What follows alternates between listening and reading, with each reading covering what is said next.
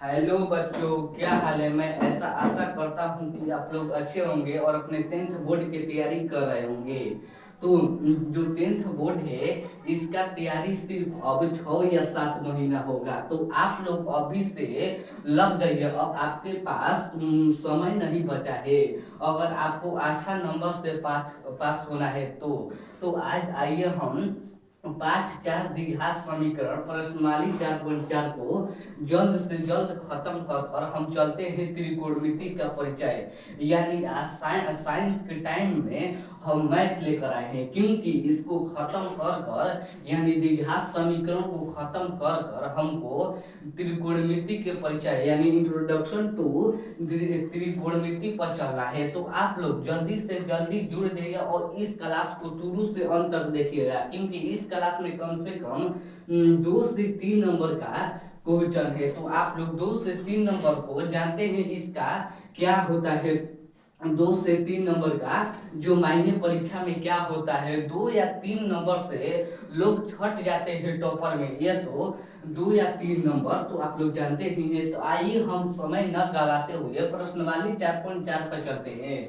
तो प्रश्नवाली 4.4 का जो पहला क्वेश्चन दिया है, देखिए पहला जो क्वेश्चन दिया है, निम्न द्विघात समीकरण के मूलों का प्राकृतिक।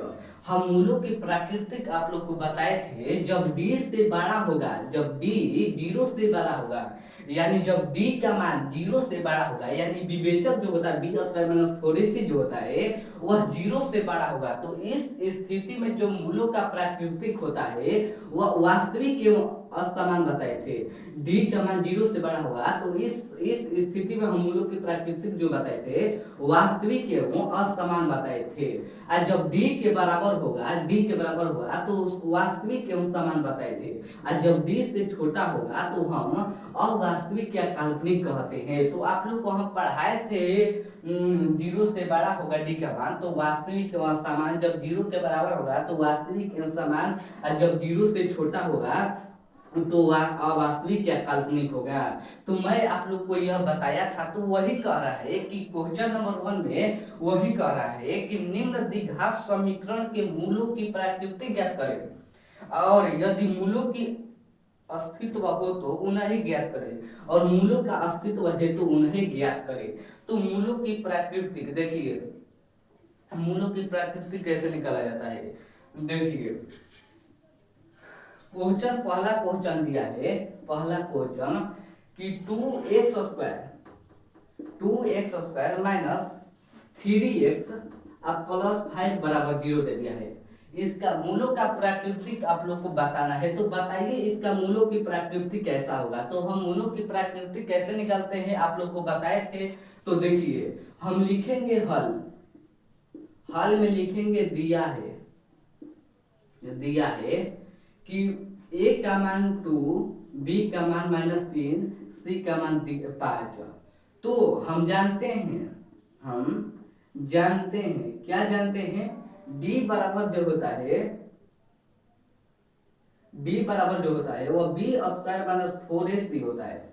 b का मान क्या दिया है, -3 के होल स्क्वायर और -4ac, तो तितरी के 9 और 4 दूनी के 8, 8 5 से क्या होता है 40 होता है, 40 होता है। तो 40 में जब 9 घटेगा तो -31 हो जाएगा। जो डी का मान निकल गया वो -31 हो गया। तो डी जो निकला वह 0 से छोटा निकला, यानी 0 से छोटा निकला, यानी डी का मान 0 से छोटा निकला। तो इस स्थिति में मूलों का जो प्राकृतिक होता है वो क्या होता है, अवास्तविक। अतः यह मूल अवास्तविक है, अवास्तविक अवास्तविक है।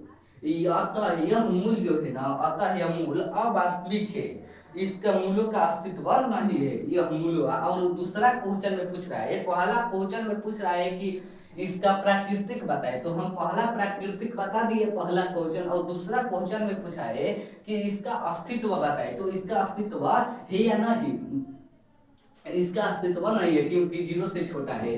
तो अतः इनका अस्तित्व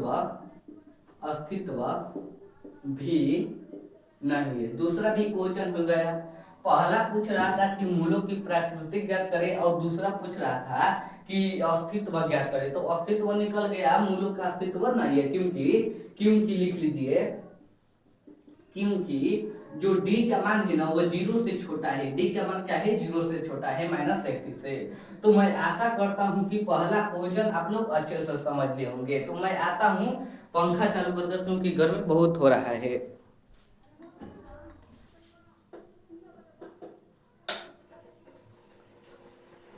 आप लोग थोड़ा मैनेज करिएगा, क्योंकि गर्मी जो है ना बहुत हो रहा है।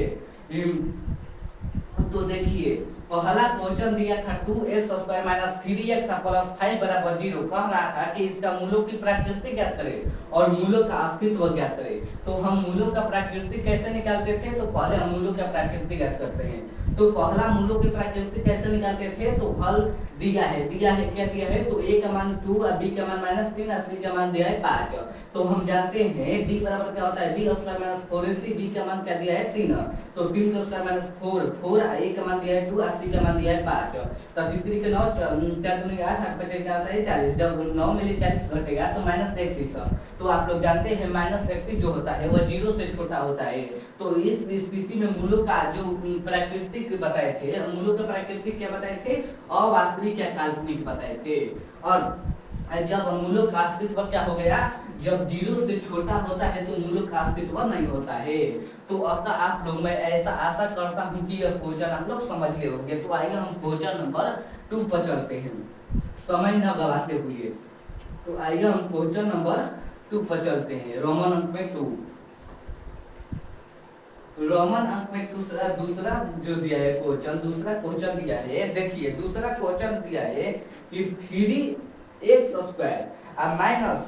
4 √3 दिया है, 3x और प्लस दे दिया है 4, +4 = 0। तो इसका मूलों का प्राकृतिक पहला निकालना है, मूलों की प्राकृतिक और तब निकालना है मूलों का अस्तित्व। दूसरा नंबर मूलों का अस्तित्व ज्ञात करना है। तो आइए पहले हम मूलों की प्रकृति ज्ञात करते हैं। तो लिखेंगे हल तब लिखेंगे दिया है क्या दिया है, तो a का मान दिया है 3 और b का मान दिया है -4 √3 और c का मान दिया है 4। यह दिया है। तो मूलों का अस्तित्व यानी मूलों की प्रकृति का फॉर्मूला क्या होता है, यानी विवेचक वर्ग होता है, हम जानते हैं b = b² - 4ac। तो b का मान क्या दिया है 4 और √3 के होल स्क्वायर -4, a का मान दिया है 3 और c का मान दिया है 4। यानी अगर -4 और गुणे -4 क्या होता है, माइनस कट गया तो 16 और √3 गुणे √3 क्या होता है 3 होता है। तो 16 क्या होता है 48 होता है, 48 और चचौ के 16 48। जब 48 में 48 घटेगा तो कितना बचेगा, तो 48 में 48 घटेगा तो 0 बचेगा, क्योंकि d का मान 0। अतः यह मूल की प्रकृति वास्तविक एवं समान होगा, क्योंकि d का मान जो है ना वह 0 के बराबर है। तो अतः यह मूल की प्रकृति वास्तविक एवं समान है, क्योंकि d का मान है वह 0 के बराबर है। d का मान जो है वह 0 के बराबर है। अब पहला क्वेश्चन कह रहा था कि प्रकृति की ज्ञात करें, मूलों की प्रकृति ज्ञात करें। तो हम मूलों की प्रकृति ज्ञात कर लिए कि मूलों का प्रकृति कैसा होगा, वास्तविक एवं समान होगा। अब मूलों का अस्तित्व ज्ञात करना है। तो मूल क्या निकला 0 निकला, तो मूलों का अस्तित्व भी है, या मूल का अस्तित्व भी है, मूलों का अस्तित्व है, लिख दीजिए मूलों का अस्तित्व है। दूसरा क्वेश्चन में लिख लीजिए कि मूलों का अस्तित्व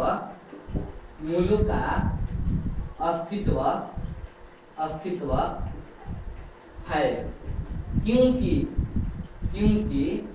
जो d का मान है ना वह 0 आएगा। तो d का मान 0 आएगा तो मूलों का अस्तित्व होगा। तो d का मान 0 आ गया। तो अब कह रहा है ना कि मूलों का अस्तित्व है तो द्विघात समीकरण यानी मूल ज्ञात करें। इसमें कह रहा था कि निम्न द्विघात समीकरण के मूलों की प्रकृति ज्ञात करें, यदि मूलों का अस्तित्व है तो उन्हें ज्ञात करें यानी मूल ज्ञात करें। तो अब मूलों का अस्तित्व है तो मूल ज्ञात करना है तो मूल कैसे ज्ञात करते थे तो इसका फॉर्मूला होता है यानी x बराबर minus B plus minus B बटा में 2a। अब माइनस बी का मान क्या दिया है, माइनस बी का मान दिया है माइनस 4√3, तो माइनस माइनस क्या होता है प्लस होता है, प्लस माइनस डी का मान क्या निकल गया 0। अब बटा में 2a का मान क्या दिया है 3, यानी एक निकल गया x का मान, देखिए 4√3 प्लस 0 बटा में 6, यानी एक x का मान निकल गया, एगो x का मान निकल गया 4√3 बटा में 6। देखिए 2 दूनी के 4 और 2 के 6, यानी x बराबर प्लस माइनस 2√2 बटा में 3, यानी एगो x का मान प्लस में 2√2 बटा में 3, एगो माइनस में x का मान 2√2 बटा में 3, यानी एगो प्लस में एगो माइनस में 2√2 बटा में 3। तो मूल ज्ञात हो गया। इसमें 3 क्वेश्चन निकालिए, क्वेश्चन का आंसर निकालिए। देखिए पहला कह रहा था कि प्रकृति ज्ञात करें, अगर मूलों का अस्तित्व है तो उन्हें ज्ञात करें यानी मूल ज्ञात करें 3। तो पहला हम निकाले प्राकृतिक निकाले तो वास्तविक एवं समान, यानी जब डी का मान 0 के बराबर होता है तो हम बताए थे मूलों का उस समय प्राकृतिक का होता है तो वास्तविक के समान होता है। और जब डी का मान 0 होता है तो उस समय हम आप लोग को बताए थे मूलों का अस्तित्व होगा, मूलों का अस्तित्व है क्योंकि डी का मान 0 है। तो मूलों का अस्तित्व है तो कह रहा था कि मूल ज्ञात करें, तो मूल का फॉर्मूला होता है minus B plus minus D बटा में 2a होता है। तो माइनस बी का मान दिया है 4√3 माइनस 4√3, तो माइनस माइनस प्लस हो जाता है 4√3 प्लस माइनस डी का मान क्या निकाले थे 0 निकाले, तो √0 बटा में 2 गुणे a का मान क्या है 3, तो निकला 4√3 प्लस 0, जब रूट में 0 हटेगा तो 0 ही होगा, 0 बटा में 6, तब द्वितीय है। देखिए अब निकाले अभी 0 हो या नहीं इससे कोई मतलब नहीं है। तो देखिए 4√2 बटा में 3, तो द्वितीय 6 2 दूनी के 4, ये प्लस माइनस है तो प्लस माइनस में 2√2 बटा में 3, तो एगो x का मान जो होगा वो प्लस में 2√2 बटा में 3, एगो माइनस में 2√2 बटा में 3 हो जाएगा। तो मैं ऐसा आशा करता हूं कि यह क्वेश्चन आप लोग समझ गए होंगे। इस क्वेश्चन में पहला क्वेश्चन का आंसर निकालना था प्राकृतिक, तब निकालना था मूलों का अस्तित्व। जब प्राकृतिक निकल जाएगा तो मूलों का अस्तित्व का अपने आप निकल जाएगा, तब निकालना था मूल, इसमें मूल भी निकालना था क्योंकि मूलों का अस्तित्व है तो मूल भी निकालना था। तो मैं ऐसा आशा करता हूँ कि यह क्वेश्चन आप लोग समझ गए होंगे। तो आइए हम क्वेश्चन नंबर 3 में चलते हैं, क्वेश्चन नंबर 3 में चलते हैं।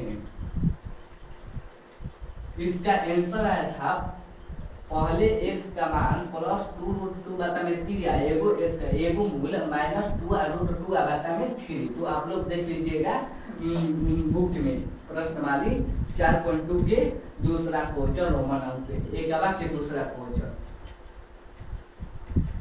अब आइए हम एकवा के तीसरा क्वेश्चन पर चलते हैं। तीसरा क्वेश्चन दिया है, देखिए तीसरा क्वेश्चन दिया है कि 2x² रुपया हम लिख डाल देते हैं।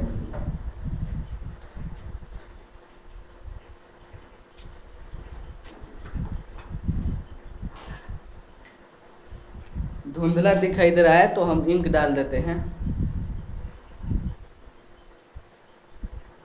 हो गया।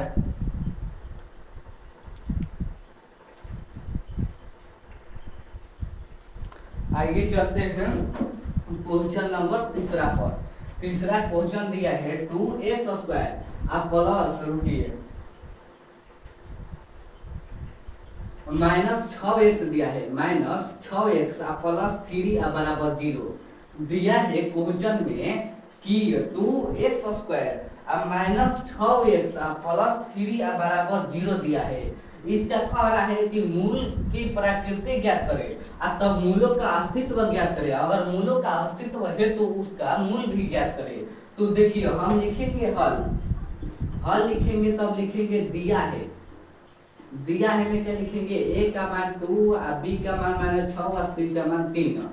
तो हम जानते हैं हम जानते हैं, क्या जानते हैं, तो d बराबर होता है b square minus 4ac। b का मान क्या होता है 6 के होल स्क्वायर माइनस 4a 80, यानी 6 के 36 माइनस 4 दूनी 8 8 8 16 24 होता है।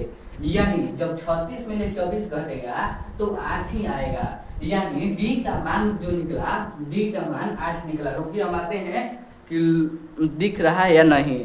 d का मान 8 निकला, 8 निकला।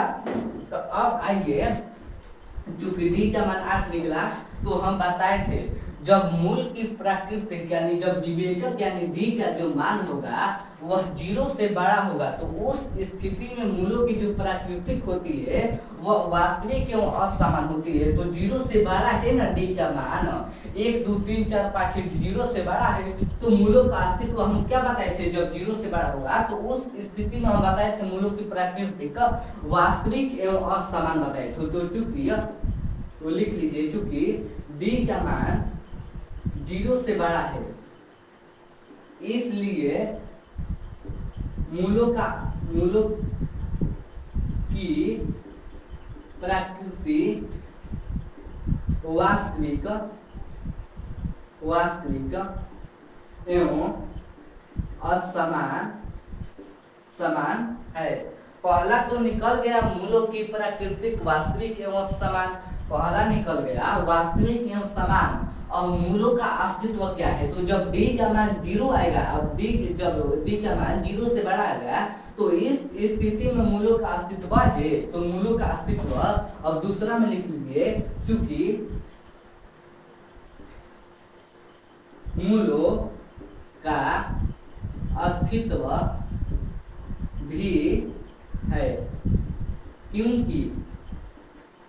क्योंकि d का मान है वह 0 से बड़ा है, तो इसलिए d का मान 0 से बड़ा है। देखिए पहला क्वेश्चन में पूछ रहा था कि मूलों की प्रकृति ज्ञात करें, तो हम मूलों की प्रकृति ज्ञात कर लिए कि d से बड़ा है, इसलिए मूलों की प्रकृति वास्तविक एवं असमान होगा। अब दूसरा क्वेश्चन में पूछ रहा था कि मूलों का अस्तित्व है, तो उसका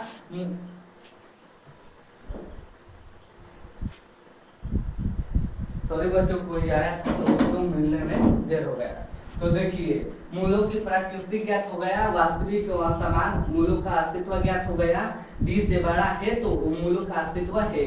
अब मूलों का अस्तित्व है तो मूल ज्ञात करने का कहा है, तो मूल कैसे ज्ञात करते हैं, तो इसका फॉर्मूला होता है, देखिए मूल बराबर यानी x बराबर होता है minus B plus minus D अब बाटा में 2a होता है। तो माइनस बी का मान दिया है, माइनस माइनस का होता है प्लस होता है, तो प्लस 6 अब प्लस माइनस डी का मान दिया है 8 अब बाटा में 2 अब गुणे a का मान दिया है 2। तो देखिए 6 अब प्लस माइनस 8 के लॉस निकालने पर क्या होता है, 2 चौक 8 2 दूनी 4 यानी 2 रूट 2 2 रूट 2 अब बाटा में 2 दूनी के 4, यानी देखिए 2 दूनी के 4 और 2 के 6, यानी देखिए 3 अब प्लस 3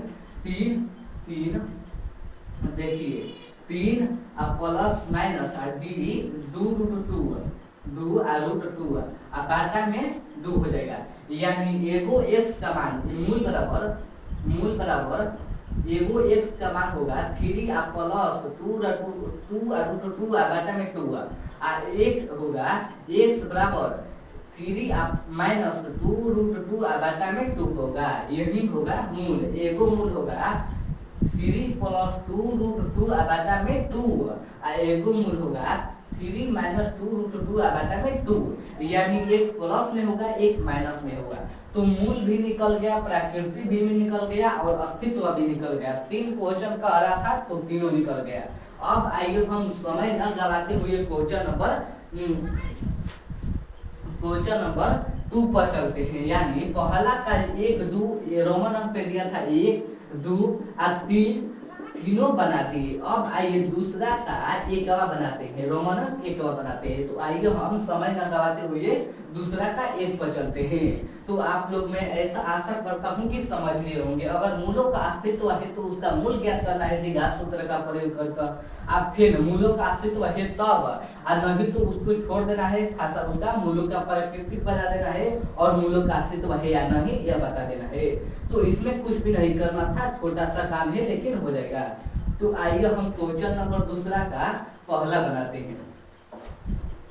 दूसरा में पहला दिया है, दूसरा क्वेश्चन दिया है कि निम्नलिखित का के का मान ज्ञात करना है, यानी समीकरण दे दिया होगा और उसका के का मान ज्ञात करना है। तो देखिए हम बनाते हैं दूसरा का पहला क्वेश्चन। दूसरा का पहला क्वेश्चन कह रहा है कि निम्न प्रत्येक द्विघात समीकरण में द्विघात समीकरण दे दिया है और कहता है कि निम्न प्रत्येक द्विघात समीकरण में के का ऐसा मान ज्ञात करे उसके दो बराबर मूल है, यानी मूलों का अस्तित्व, मूलों की प्राकृतिक बराबर कब होता है, जब d का मान जो होता है वह 0 होता है, यानी d का मान समान होता है तो मूलों का मूलों का जो मूल होगा वह बराबर होगा। तो वही कह रहा है कि निम्न प्रत्येक द्विघात समीकरण में के का ऐसा मान ज्ञात करे उसके दो बराबर मूल है। तो पहला क्वेश्चन दिया है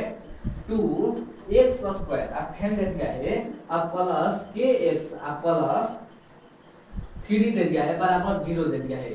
तो देखिए इसका क्या ज्ञात करना है, मूल जब बराबर होगा यानी d का मान जो 0 होगा, d बराबर 0 बराबर कब होता है, समान कब होता है, जब d का मान 0 आएगा तो उसी समय यानी वो जब d का मान समान होगा तो k का मान ज्ञात करें। तो देखिए हम जैसे मूल ज्ञात करते, देखिए k का मान कैसे निकाला जाता है। तो हल लिखेंगे, दिया है में क्या लिखेंगे, a का मान 2, b का मान k, c का मान 3।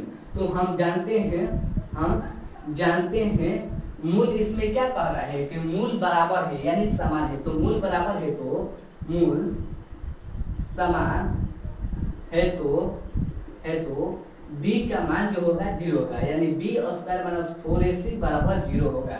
तो b का मान क्या दिया है, b का मान दिया है कि के whole square minus 4ac, 4a का मान दिया है 2, c का मान दिया है 3, यानी k² बराबर 0, k² - 4 दूनी 8, 8 दूनी 24 बराबर 0। तो k² बराबर जो माइनस में उधर जाएगा तो प्लस में जाएगा 24, तो k² बराबर √24, k² बराबर 24 आ गया। जब स्क्वायर हटेगा तो रूट में आ जाता है, तो k बराबर √24। तो 24 को लसक ज्ञात करें यानी लघुत्तम निकाले तो 2 12 हुआ, तो 2 6 हुआ, 2 3 हुआ, यानी 2√6 निकला। 2 के का मान क्या निकला, के का मान 2√6 निकला, आंसर निकला 2√6। तो वही कह रहा था कि के का मान ज्ञात करें जब मूल समान या बराबर है। तो के का मान ज्ञात कर दिए जब मूल समान है, यानी d का मान 0 यानी b² - 4ac बराबर 0, तब b यानी k का स्क्वायर k² - 4ac बराबर 0, तब k² - 24 जब k का मान k² जब माइनस में उधर जाएगा तो प्लस में हो जाता है, k² बराबर 24 जब रूट स्क्वायर हटेगा तो रूट में आ जाता है, तो k बराबर 2√6 आंसर आ गया। तो मैं ऐसा आशा करता हूँ कि क्वेश्चन आप लोग को समझ में आया होगा। तो आइए हम क्वेश्चन नंबर दूसरा पर चलते हैं, रोमन अंक में दूसरा क्वेश्चन।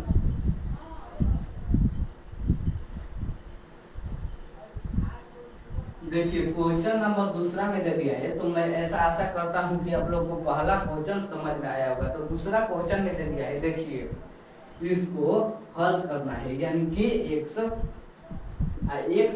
2 अब प्लस 6 दे दिया है बराबर 0 दे दिया है। इसको पहले हम सरियाएंगे, यानी इसको पहले हम क्या कह रहा है उसको हम मदद करेंगे। देखिए kx गुणे x करेंगे तो kx² हो जाता है, तो kx² अब फेन कह रहा है kx गुणे -2 क्या होगा, तो -2 kx होगा, तो -2 kx अब प्लस 6 दिया है बराबर 0। तो हम अब हल करेंगे, क्योंकि अभी द्विघात समीकरण के रूप में इस समय द्विघात समीकरण के रूप में नहीं था, तो हम द्विघात समीकरण के रूप में कर दिए। अब क्या करेंगे, तो लिखेंगे हल दिया है क्या दिया है, a का मान k, अब b का मान -2k, c का मान 6। तो हम जानते हैं जानते हैं, क्या जानते हैं, जब मूल समान है तो मूल समान है तो समान कह रहा था ना क्वेश्चन में कि मूल बराबर है तो जो के का मान ज्ञात करें तो मूल समान है तो यानी b का मान 0 यानी b स्क्वायर माइनस 4ac अब बराबर 0। तब b का मान क्या दिया है तो -2 के whole square minus 4ac 4 a का मान दिया है के c का मान दिया है 6। तो दूनी के 4 के स्क्वायर माइनस बराबर 0 होगा क्योंकि मूल समान है यानी बराबर है। तो 6 के 24 के 24 के बराबर 4 के स्क्वायर जब है माइनस में और उधर जाएगा तो प्लस में जाएगा यानी 24 के हो जाएगा। तो 4 के पहाड़ा में 24 कितने हाल में है तो 7 के 24 यानी 6 बार में। तो के स्क्वायर बराबर देखिए इसको हम कैसे लिख सकते हैं, इसको हम लिख सकते हैं 4 गुणे के लिख सकते हैं फिर 24 गुणे के लिख सकते हैं इसको। तो देखिए के कट गया यानी 4 छके 24 यानी 7 के 24 तक के बराबर 6 निकल गया आंसर। तब के बराबर किसका मान कह रहा था तो के ही के मान कह रहा था तो के का मान 6 निकल गया। तो मैं ऐसा आशा करता हूँ कि आप लोग समझ चुके हैं। पहले हम क्या करें, ये द्विघात समीकरण में नहीं था तो हम द्विघात समीकरण में सर गए। द्विघात समीकरण में सर जाने के बाद हम लिखे हल दिया है तो दिया है में क्या लिखे तो a का मान दिया है के, b का मान दिया है -2 के, c का मान दिया है 6। हम जानते हैं मूल समान है तो इसमें क्या कर रहा था प्रश्न में कह रहा था कि के का मान क्या करें जब मूल समान या बराबर है तो मूल समान है तो d बराबर क्या होता है, d बराबर होता है 0 यानी b स्क्वायर माइनस 4ac बराबर 0। तो b का मान दिया था -2 के होल स्क्वायर माइनस 4 a का मान दिया था के, c का मान दिया था 6 यानी 4 जब 2 के स्क्वायर होगा तो क्या होगा तो 4 के स्क्वायर होगा माइनस 7 के 24 के हो जाएगा अब बराबर 0 होगा क्योंकि मूल समान है तो 7 यानी 4 के स्क्वायर जब माइनस में उधर जाएगा तो किस में बदल जाएगा तो प्लस में बदल जाएगा। तो 7 के 24 यानी इसको हम लिख सकते हैं 4 के स्क्वायर को 4 गुणे के आज 24 के को हम लिख सकते हैं 24 गुणे के। तो एगो की कट गया तो 7 के क्या होता है 6 तक के बराबर 6 आंसर आ गया के बराबर 6 आंसर। एगो के ही ना बचा हमने 6 बजा तो के बराबर क्योंकि के बराबर 6 आंसर। तो आ रहा था क्वेश्चन में कि के का मान क्या करे जब मूल समान है तो मूल समान है तो निकल गया के का मान पहला के आया था तो पहला क्वेश्चन का आया था 2√6 प्लस माइनस में फिर दूसरा आया था के का मान 6। तो मैं आशा करता हूँ कि आपको पहला और दूसरा क्वेश्चन आया था। तो अब आइए हम दूसरा में दिया था सिर्फ 2 क्वेश्चन के का मान ज्ञात करने। तो अब आइए हम तीसरा क्वेश्चन बनाते हैं। तीसरा क्वेश्चन को आपको हल करना है। तो देखिए तीसरा क्वेश्चन कैसे बनाते हैं, समय न गवाते हुए चलते हैं तीसरा क्वेश्चन पर। तीसरा क्वेश्चन क्या है देखिए पहला क्वेश्चन में 3 रोमन अंक में दिया था अब फिर दूसरा में दिया था 2 क्वेश्चन। अब आइए तीसरा बनाते हैं। तीसरा में दिया है ना कि क्या एक आम के बगिया बनाना संभव है। कहता है कि मान लीजिए आम के बगिया है, कहता है कि क्या एक आम के बगिया बनाना संभव है जिसकी लंबाई चौड़ाई से दोगुनी हो। यानी लंबाई क्या होता है, लंबाई यह होता है और चौड़ाई यह होता है। तो कहता है जिसकी लंबाई मान लीजिए कि लंबाई चौड़ाई से दोगुनी है। तो पहले मान लीजिए चौड़ाई 2 है तो लंबाई क्या हो जाएगा 2 दूनी के 4 हो जाएगा। यानी कह रहा है कि आम के बगिया बनाना संभव है जब आम के बगिया का लंबाई जो है चौड़ाई से दोगुनी है। तो मान लीजिए चौड़ाई 2 है तो लंबाई क्या हो जाएगा 2 दूनी है तो 2 दूनी के 4 हो जाएगा। अगर मान लीजिए 1 से तो चौड़ाई क्या लंबाई क्या हो जाएगा 2x। अगर मान लीजिए कि y है तो क्या हो जाएगा 2y हो जाता है यानी दोगुनी है। तो वही कह रहा है कि क्या एक आम के बगिया बनाना संभव है जिसकी लंबाई चौड़ाई से दोगुनी हो और उनका क्षेत्रफल जो है इसका क्षेत्रफल जो दिया है वह 400 दिया है 400 दिया है। तो कहता है कि लंबाई और चौड़ाई क्या करे। कह रहा है क्वेश्चन में कि जब संभव है तो लंबाई और चौड़ाई ज्ञात करे। तो देखिए हम क्वेश्चन को आप लोग को एक बात और समझाते हैं। कह रहा है ना कि एक आम के बगिया है, आम के बगिया है जिसका लंबाई जो है ना, ये लंबाई होता है और ये चौड़ाई होता है। तो कह रहा है क्वेश्चन में कि एक आम के बगिया है जिसका लंबाई चौड़ाई से दोगुनी है। अगर चौड़ाई 2 है तो लंबाई क्या हो जाएगा, 2 दूनी के 4 है, क्योंकि कह रहा है कि दोगुनी है तो 2 गुना हो जाएगा। अगर मान लीजिए कि x है तो लंबाई क्या हो जाएगा, 2x हो जाएगा। अगर मान लीजिए कि y है चौड़ाई तो क्या हो जाएगा, लंबाई 2y हो जाता है, यानी 2 गुना हो जाता है। तो अब कह रहा है कि लंबाई चौड़ाई से दोगुना हो और क्षेत्रफल 400 है, यानी इसका भीतर का जो क्षेत्रफल है वह 400 है। तो कह रहा है कि लंबाई और चौड़ाई ज्ञात करें। इसका लंबाई, आम के बगिया का लंबाई और चौड़ाई ज्ञात करना है। तो कैसे ज्ञात करते हैं, तो आइए हम बनाते हैं। तो लिखेंगे, मान जाइए कि हई आम के बगिया है जिसका चौड़ाई मान जाइए x है और इसका लंबाई अपने आप 2x आ जाता है और इसका क्षेत्रफल जो दिया है वह 400 मीटर स्क्वायर दिया है। तो आइए हम हल करते हैं। तो लिखेंगे हल, माना कि आम के बगिया का लंबाई, आम के बगिया के चौड़ाई पहले चौड़ाई मानेंगे तब तो लंबाई दोगुना है, चौड़ाई x से और लंबाई 2x से। अब प्रश्न में कह रहा था कि क्षेत्रफल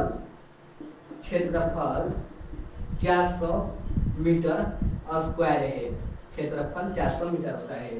तो हम जानते हैं आयत की क्षेत्रफल क्या होता है, आयत जैसा है ना, तो आयत का क्षेत्रफल या आम के बगिया का क्षेत्रफल लंबाई है, लंबाई गुणे चौड़ाई। तो लंबाई दे दिया है 2x और गुणे चौड़ाई दे दिया है x और पूरा क्षेत्रफल क्या दिया है 400 मीटर स्क्वायर। तो बताइए 2 से और 400 से भागा करने पर क्या रहता है, 800 दिया है। क्षेत्रफल हमको लग रहा है कि 800 दिया है, क्षेत्रफल कितना दिया है 800 हमको लग रहा है। 800 कह रहा था, कह नहीं रहे थे, 800 दिया है। क्षेत्रफल कितना दिया है 800 दिया है, 800 दिया है। कुछ भी नहीं करना है, 400 की जगह पर 800 लिख देना है। तो देखिए कह रहा था ना कि लंबाई चौड़ाई से दोगुनी है, तो माना कि चौड़ाई x से तो लंबाई अपने आप निकलेगा 2x। आप प्रश्न में कह रहा था कि पूरा क्षेत्रफल जो दिया है वो 800 है। तो हम जानते हैं आम के आयत का क्षेत्रफल क्या होता है, लंबाई गुणे चौड़ाई। तो जो आम के बगिया का क्षेत्रफल का लंबाई दिया है 2x और चौड़ाई निकला है 100 और पूरा क्षेत्रफल कितना है 800। तो 2 ले भागे 800 करने पर 400 बारे में कट गए, 400 यानी 2 ले और 400 भागा करेंगे तो कितने बारे में कट जाएगा, तो 800 वाले भागा करेंगे तो 400 वाले में कट जाएगा। तो 400 निकला x गुणे x क्या होता है, 100 गुणे x बराबर 400 निकला, 100 गुणे x क्या होता है 100 स्क्वायर बराबर 400 निकल गया। अगर स्क्वायर हटेगा तो इधर वाला क्या हो जाएगा, रूट में आ जाएगा। तो x बराबर रूट 400 होता है। 400 के रूट ले क्या निकलेगा 20 निकलेगा, तो प्लस माइनस 20 निकल गया। तो हम क्या बताए थे, हरदम हम प्लस वाले को लेते हैं। तो चूंकि मान लीजिए चौड़ाई कितना निकल गया, चूंकि आम के बगिया का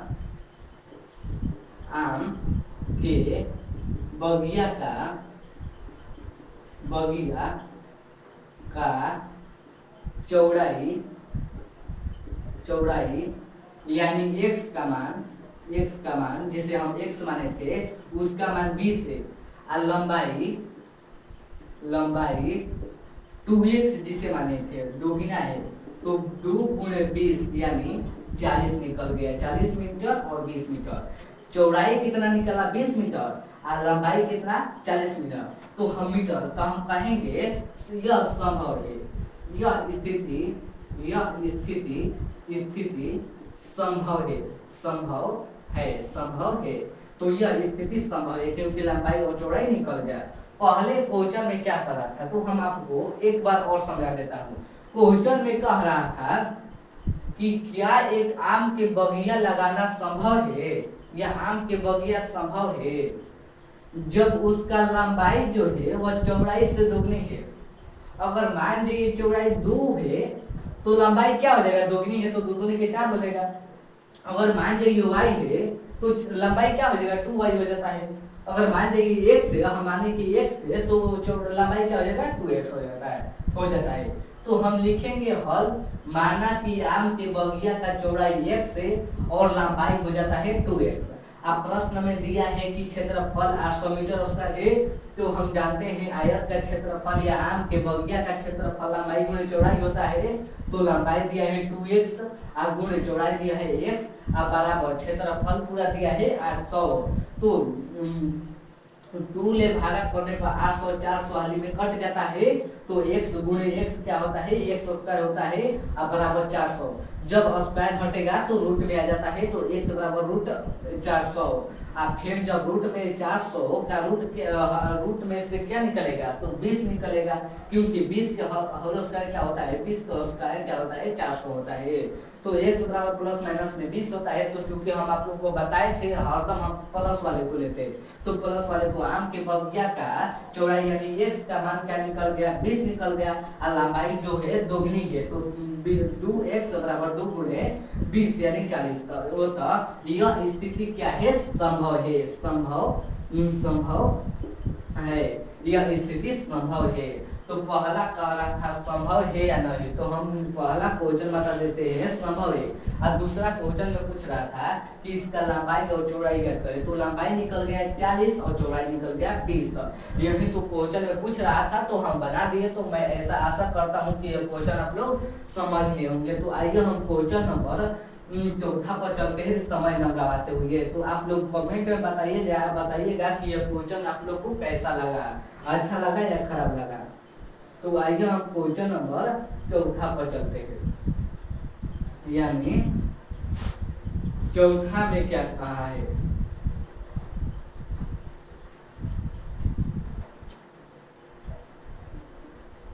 चौथा क्वेश्चन में कह रहा है कि क्या निम्न स्थिति संभव है। एक स्थिति दे दिया है और कह रहा है कि यह स्थिति संभव है यदि हो तो उनकी वर्तमान आयु कराए। कह रहा है कि यह स्थिति संभव है, पहला क्वेश्चन में पूछ रहा है कि यह स्थिति संभव है, संभव है तो उसका वर्तमान वायु ज्ञात करे।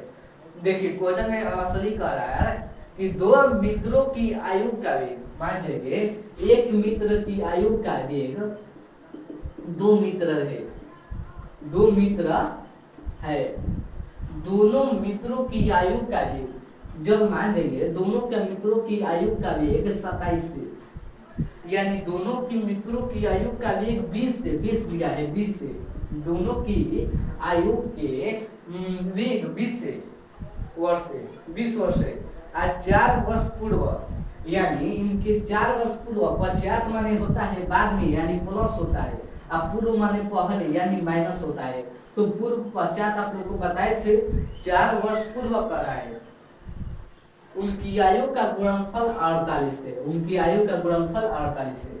अगर मान लीजिए कि पहला दोस्त के उम्र 1 से, तो दूसरा दोस्त के उम्र क्या निकल जाएगा, जब 20 में हम 1 से घटा देंगे तो निकल जाएगा। जब 20 में हम x घटा देंगे यानी पहला मित्र का उम्र घटा देंगे तो दूसरा मित्र का उम्र निकल जाएगा। देखिए पहला मित्र का वर्तमान आयु 1 से, मानेंगे पहला मित्र का वर्तमान आयु 1 से, और दूसरा मित्र का वर्तमान आयु कैसे निकलेगा, जब 20 में हम x यानी पहला मित्र की आयु को घटा देंगे तो दूसरा मित्र की आयु निकल जाएगा। तो आइए हम बनाते हैं। तो लिखेंगे हल, माना कि पहला मित्र की वर्तमान आयु, मित्र का वर्तमान आयु 1 से, और दूसरा मित्र का वर्तमान आयु जब 20 कह रहा है कि दोनों मित्रों की वेग यानी दोनों मित्रों की आयु का वेग 20 से, अगर मान लीजिए पहला मित्र को x मान लिए तो दूसरा मित्र का आयु क्या हो जाएगा 20 में से जब x घटा देंगे तो दूसरा मित्र का आयु निकल जाएगा, तो 20 माइनस x से। अब लिखेंगे प्रश्नानुसार प्रश्न में दिया है कि 4 वर्ष पूर्व का कितने वर्ष कह रहा है पूर्व 4 वर्ष पूर्व, तो दोनों में 4 घटेगा यानी x में 4 घटेगा और गुणे देखिए x में 4 और फिर 10 यानी 20 में 20 माइनस x और माइनस 4। आप कह रहा है कि दोनों मित्रों की आयु का गुणनफल, दोनों मित्रों की आयु का गुणनफल 48 दिया है, 48 दिया है। तो इतना तक आप लोग समझते हैं या नहीं, आप लोग बताइए। पहला हम क्या करें कि पहला मित्रों की आयु 1 से, मान जाइए कि पहला मित्र की आयु 1 से, तो दूसरा मित्रों की आयु क्या निकलेगा जब 20 में से x घटा देंगे यानी पहला मित्र की आयु को घटा देंगे तो दूसरा मित्र निकल जाएगा। तो प्रश्न अनुसार यानी प्रश्न में दिया था कि 3 वर्ष पूर्व है तो माइनस, अगर पश्चात इतना पद दिया होगा तो प्लस कर देते हैं, तो पूर्व दिया है तो माइनस, दोनों में माइनस घट जाएगा 4 वर्ष पूर्व कह रहा था इसलिए 4 घटा था। अब देखिए अब कह रहा था कि 4 वर्ष पूर्व दोनों मित्रों का गुणनफल 48 है, तो देखिए x और b, अगर b 20 गुणे x करने पर x आता है और x देखिए अब करते हैं x माइनस 4 गुणे जब 20 प्लस 20 माइनस 4, जब 20 में 4 घटाएंगे तो क्या होगा 16 और 16 माइनस x बराबर 48। अब इसको हल कर देते हैं, x और 16 क्या होता है 16 x होता है, x माइनस x क्या होता है तो माइनस x स्क्वायर होता है, अब माइनस 4 और 16 क्या होता है तो 16 चौके 16 चौके क्या होता है 64 होता है, 64 होता है। अब फिर 4 माइनस 4 गुणे माइनस x क्या होता है तो 4x होता है, प्लस 4x होता है अब बराबर 48 होता है। अब इसमें देखिए 16x और 4x क्या होता है तो 20x होता है और माइनस x स्क्वायर और माइनस 64 बराबर 0, तो इसमें माइनस x स्क्वायर कॉमन लेते हैं यानी माइनस कॉमन लेने पर x स्क्वायर और फिर माइनस 20x प्लस 64 बराबर 0, तो देखिए 0, तो देखिए रुकिए हम इतने पर इसको यहाँ उतारते हैं। देखिए 16,000 क्या होता है 20 होता है, देखिए 20 हो गया 20x अब फिर माइनस x स्क्वायर हो गया अब फिर 64 हो गया अब बराबर 48 हो गया, 48 हो गया तो 20x square minus x minus 64, जब प्लस में इधर क्या माइनस में रहेगा 48 हो गया, 20x माइनस x स्क्वायर, जब 64 48 कितना होता है 64 48 कितना होता है 64 48 क्या होता है तो 112 क्या तो होता है 64 48, अच्छा क्या होता है 12 छोटा 10 12 तो माइनस 12 112 हो गया 112 बराबर 0। तो देखिए अब इसमें हम माइनस कॉमन लेते हैं, माइनस कॉमन लेने पर ये द्विघात समीकरण के रूप में नहीं है तो इसको द्विघात समीकरण के रूप में करेंगे तभी ना उसका वर्तमान आयु निकलेगा, तो इसको द्विघात समीकरण के रूप में निकालने के लिए हम माइनस कॉमन लेते हैं, तो माइनस कॉमन लेने पर x स्क्वायर है जो प्लस में या माइनस में हो जाएगा 20x है जो माइनस में इसको प्लस में कर देंगे 112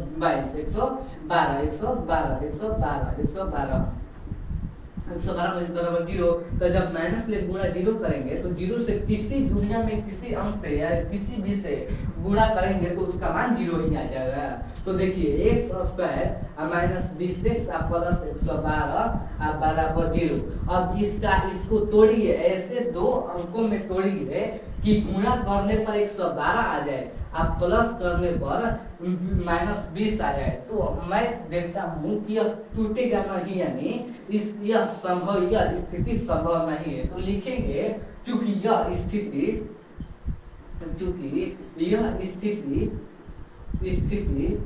संभव संभव नहीं है, नहीं है। कह रहा था कि निम्न स्थिति संभव है, यदि है तो उनका वर्तमान आयु ज्ञात करें। कह रहा था कि है तो उसका वर्तमान आयु ज्ञात करें। तो यह निम्न स्थिति संभव है, इसको दो ऐसे अंकों में तोड़िए कि गुणा करने पर 112 आ जाए, आपको जोड़ने पर -20 आ जाए, तो आएगा नहीं आएगा। तो यह स्थिति जो है वह असंभव है, यानी संभव नहीं है, इसलिए इसका वर्तमान आयु और दोनों मित्रों की वर्तमान आयु ज्ञात नहीं हो पाएगा। तो लिख दीजिएगा सिर्फ कि यह स्थिति संभव नहीं है। तो मैं आशा करता हूँ कि यह क्वेश्चन आप लोग समझ में आया होगा। तो कह रहा था क्वेश्चन में, आइए हम एक बार और समझा देते हैं। क्वेश्चन में कह रहा था कि क्या निम्न स्थिति संभव है, यदि है तो उनकी वर्तमान आयु ज्ञात करे।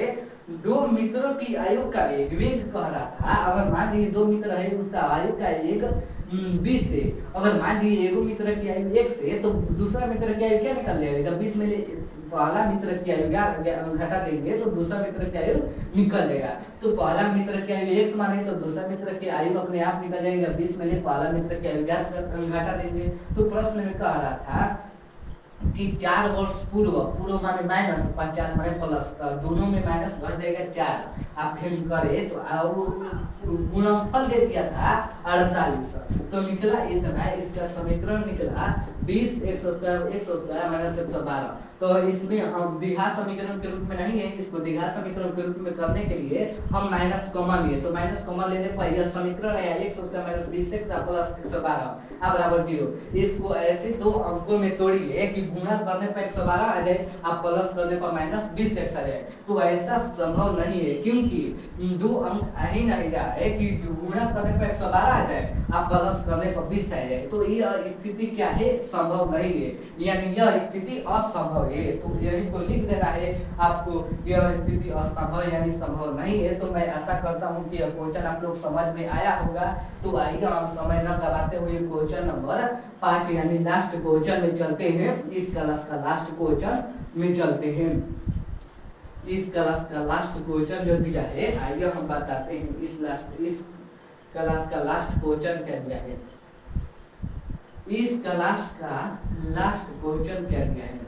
तो देखिए क्वेश्चन नंबर 5 में दिया है कि क्या परिमाप 80 मीटर तथा क्षेत्रफल 400 मीटर, अगर मान जाइए कि क्या परिमाप 80 मीटर तथा क्षेत्रफल 400 मीटर की एक पार्क, मान जाइए कि हई कोई पार्क है, इसका परिमाप, इसका जो परिमाप है वह दे दिया है 80 मीटर दे दिया है, और जो भीतर का क्षेत्रफल है वह 400 मीटर दे दिया है, 400 मीटर स्क्वायर दे दिया है, 400 मीटर स्क्वायर दे दिया है, और जो परिमाप है वो 80 मीटर दे दिया है। तो पार्क बनाना संभव है? यदि संभव है तो इसका लंबाई और चौड़ाई ज्ञात करें।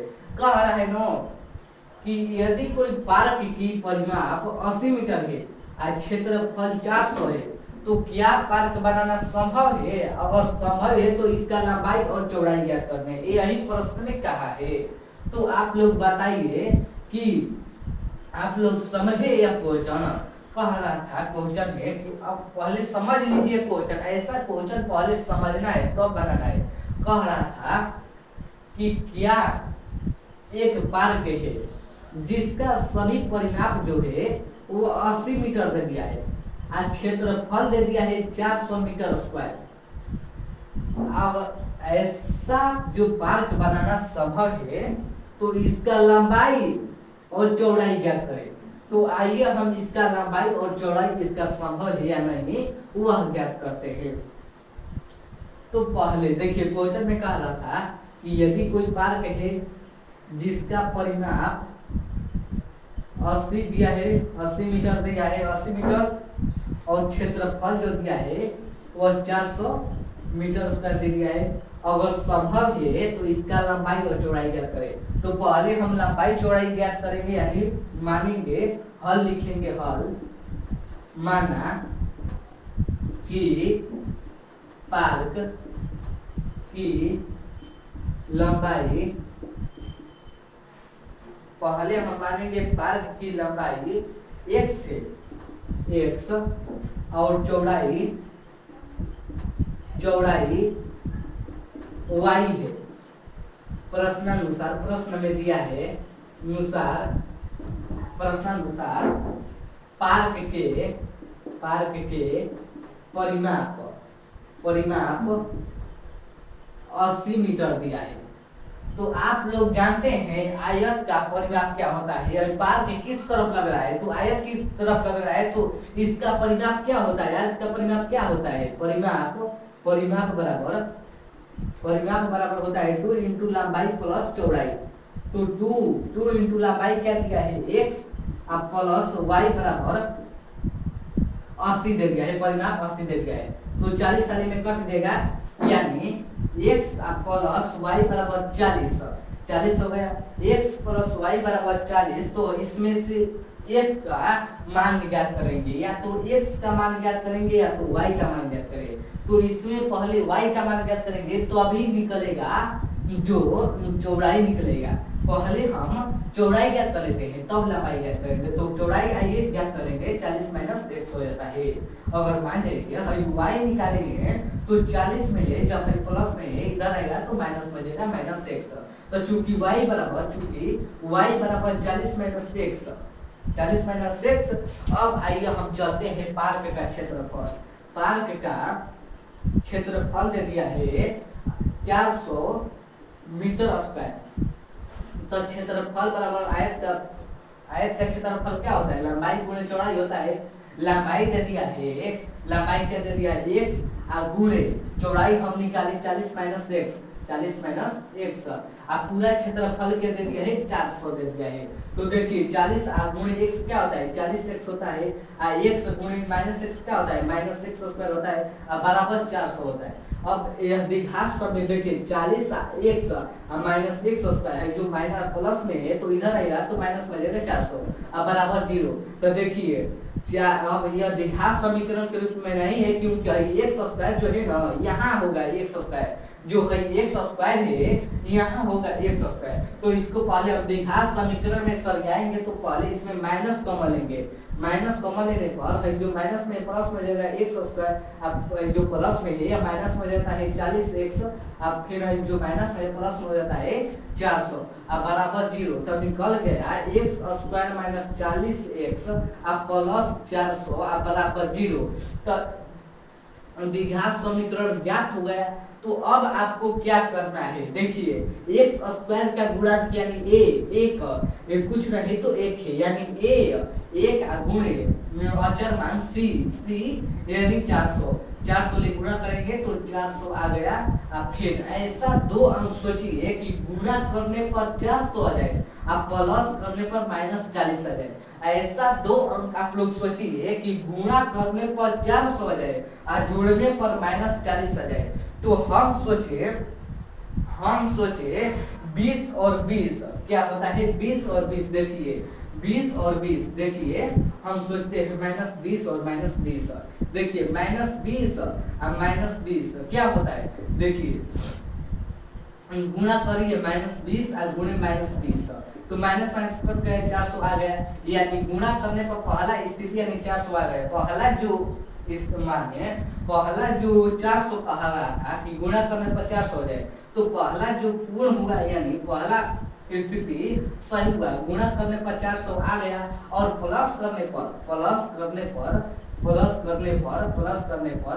40 आ जाए। तो देखिए प्लस यहाँ माइनस था, तो माइनस 20 माइनस प्लस क्या होता है, माइनस होता है, तो गुणा प्लस करने पर माइनस 40 आ गया। यानी गुणा करने पर 40 आ गया, अब 400 आ गया, आप प्लस करने पर माइनस 40 आ गया। तो हम माइनस 20 और माइनस 20 को 40 के जगह पर लिख देते हैं।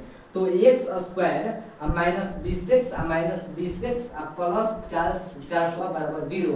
तो देखिए इसमें कॉमन क्या होता है, x माइनस 20 माइनस, इसमें कॉमन क्या होता है, तो इसमें कॉमन होता है, इसमें कॉमन क्या होता है, तो इसमें कॉमन होता है माइनस 20 और फिर हो गया x माइनस 20। तो देखिए 20 ले गुणे x माइनस 20 ले गुणे x करेंगे तो माइनस 20x, और फिर माइनस 20 ले माइनस 20 ले गुणा करेंगे तो 400 आ जाता है। तो देखिए जो कॉमन में है उसमें से सिर्फ एक को हम ले लेते हैं, x माइनस 20 और फिर जो कॉमन से बाहर उसमें से एक ले लेते हैं x माइनस 20।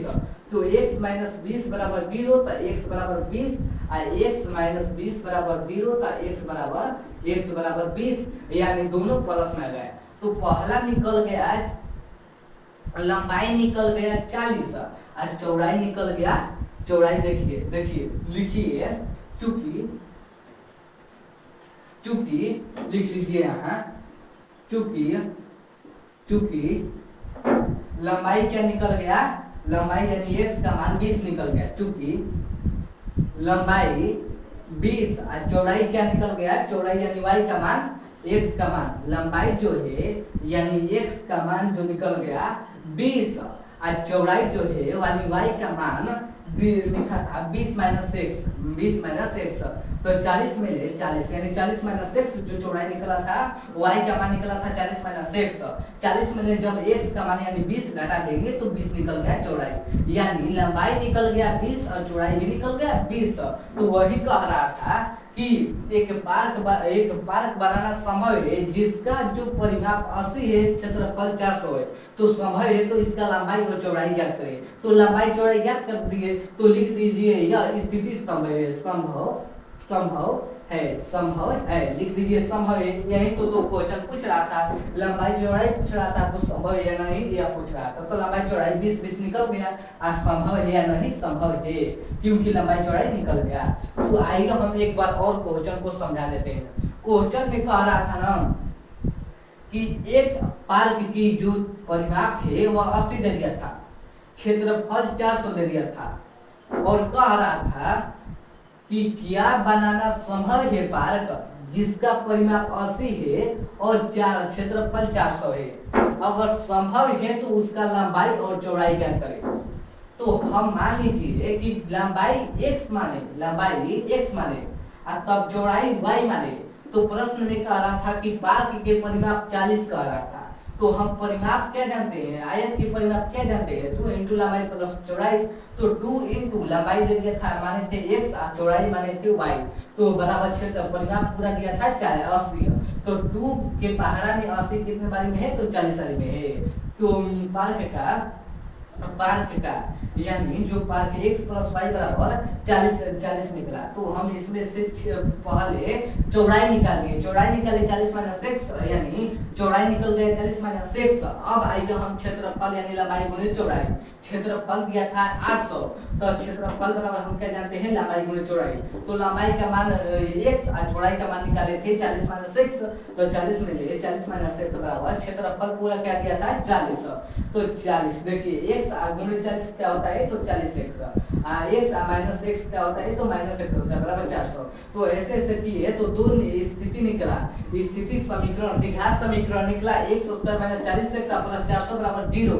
तो इसको हम ऐसे दो अंक में तोड़ना है कि गुणा करने पर 400 हो जाए और प्लस करने पर माइनस 40 आ जाए। तो दो हम ऐसे अंक सोचे -20 और -20 -20 गुणा करने पर 400 आ जाता है और प्लस करने पर -40 आ जाता है। तो ऐसे करे तो निकला x का मान 20 यानी लंबाई निकला 20 और चौड़ाई निकला था 40 माइनस एक्स। 40 में जब लंबाई घटा देंगे तो चौड़ाई अपने आप निकल जाता है 20। तो लंबाई निकला 20 और चौड़ाई निकला 20 यानी दोनों निकला 20 लंबाई और चौड़ाई 20। तो यह स्थिति संभव है या नहीं, तो संभव है क्योंकि लंबाई चौड़ाई निकलना संभव है, यानी लंबाई चौड़ाई निकल गया तो यह स्थिति संभव है। तो यही बताना था, लास्ट क्वेश्चन में यही था। तो आप लोग कमेंट में जरूर बताइएगा कि यह क्वेश्चन कैसा है 4.4 के। इसमें से 2 या 3 क्वेश्चन जरूर पूछा जाता है हर साल। एगो तकिए का मान ज्ञात करने का दे दिया होता और एगो देता है और एगो प्रकृति ज्ञात करने का देता है। तो आप लोग बताइएगा कि 4.4 आप लोग को कैसा लगा, आप लोग बताइएगा। तो मैं आज 4.4 यानी द्विघात समीकरण खत्म कर दिया। अब कल से हम चालू करेंगे त्रिकोणमिति का परिचय, चैप्टर नंबर 8। तो आप लोग कल से जरूर जुड़िएगा, क्योंकि कल से और मजा आने वाला है, क्योंकि वहां से क्वेश्चन बहुत पूछा जाता है। क्योंकि 2025 में यानी हमारे परीक्षा में इतना बार पूछा है, इतना क्वेश्चन पूछा है कि क्वेश्चन का वहां मार हो गया था। देखिए ये आप लोग का दीर्घात समीकरण खत्म हो गया, आज दूसरा चैप्टर यानी बहुपद खत्म हो गया। तो अब हम 8वां चैप्टर उसको भी 8 दिन में या 9 दिन में खत्म कर देंगे।